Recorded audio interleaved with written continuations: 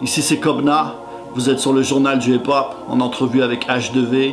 La classe au micro, dans ton appareil, dans ton appareil, dans ton appareil. Un plus haut niveau, on sonne pas pareil, on sonne pas pareil. What's up tout le monde, journal du hip-hop, H2V. Aujourd'hui, on reçoit nul autre que Kobna. Ça va bien, mec? Yeah, toi aussi. T'as lâché un EP qui s'appelle Le verre à moitié plein. Donc, tu peux me parler de cet album-là, combien de tracks on retrouve là-dessus? C'est 7 chansons, un EP, donc c'est la première fois que je sors dans ce format-là. Okay. J'ai toujours sorti des albums avec plein de chansons dessus. Là, je voulais...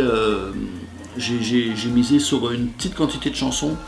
J'ai donné le maximum, j'ai beaucoup travaillé sur chaque chanson. Donc c'est 7 chansons que j'aime beaucoup, moi en tout cas.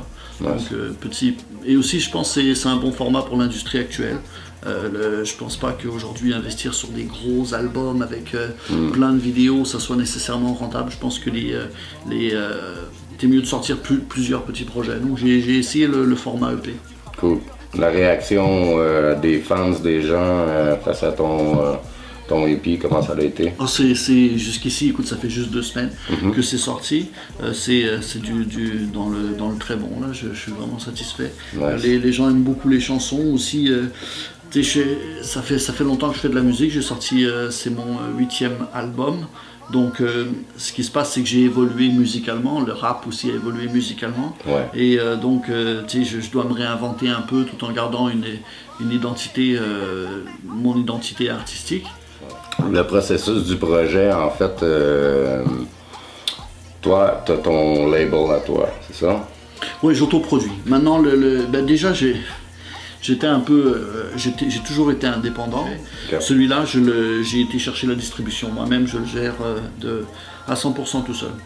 Puis en plus, sur 7 beats, t'as 6 productions en fait de toi-même que toi. En fait, t'écris les paroles, tu fais les beats, tu t'enregistres, tu fais tout de A à Z en fait. C'est ça. Oh, ouais, j'ai mon studio à la maison, je produis, donc je fais les compositions, Nice. je les fais avec Radical.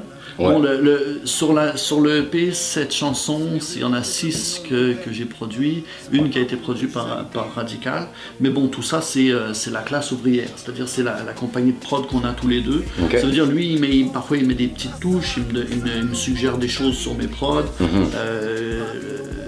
La prod qu'il a fait, il l'a fait avec moi, chez moi en fait. Nice. Donc c'est ça, on travaille la production ensemble. C'est quoi la chanson coup de cœur sur cette EP-là pour toi? Honnêtement, comme je disais, je les aime toutes. Ouais. Donc je vais y aller avec le choix du public. Moi j'ai accès aux statistiques, aux commentaires, mais aussi au streaming, etc. Yeah. Et la chanson coup de cœur des gens, c'est justement le verre à moitié plein, la chanson titre du EP. Ça fait longtemps que tu es sur la scène, tu as vu pas mal l'évolution à la base jusqu'à monter. Tu as fait beaucoup de premières parties de gros noms. On peut parler de Redman, Method Man, on peut parler de Cynic, Psychodarim, autant en France, ici. Tu as été habité en France en fait pendant 12 ans, je crois. Oui. Puis tu es revenu ici à Montréal.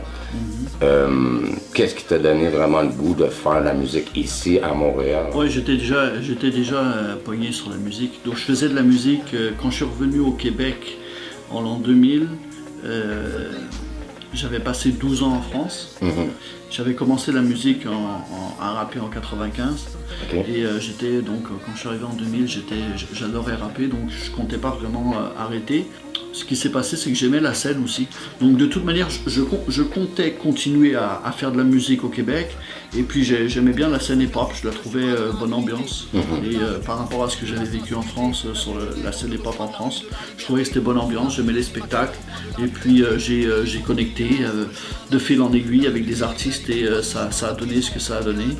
T'as joué les plus grosses scènes aussi? J'ai fait toutes les salles au Québec, ouais.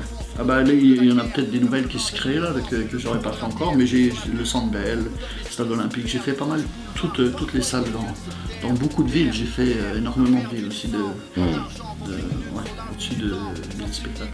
Tu as eu aussi une chanson qui s'est retrouvée dans le film Bomb Rush, Oui. ce que je sache. Puis quelque chose aussi gros. C'était quand que Georges Saint-Pierre il y avait la bataille contre Hendrix.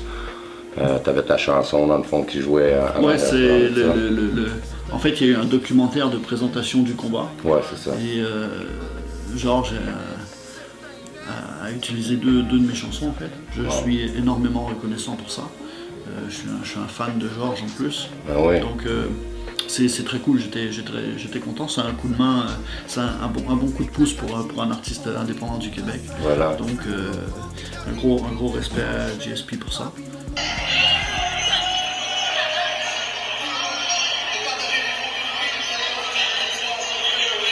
Hey, hein? C'est impressionnant. C'est hot, pareil, là. Pensais-tu que ça allait se rendre là un jour?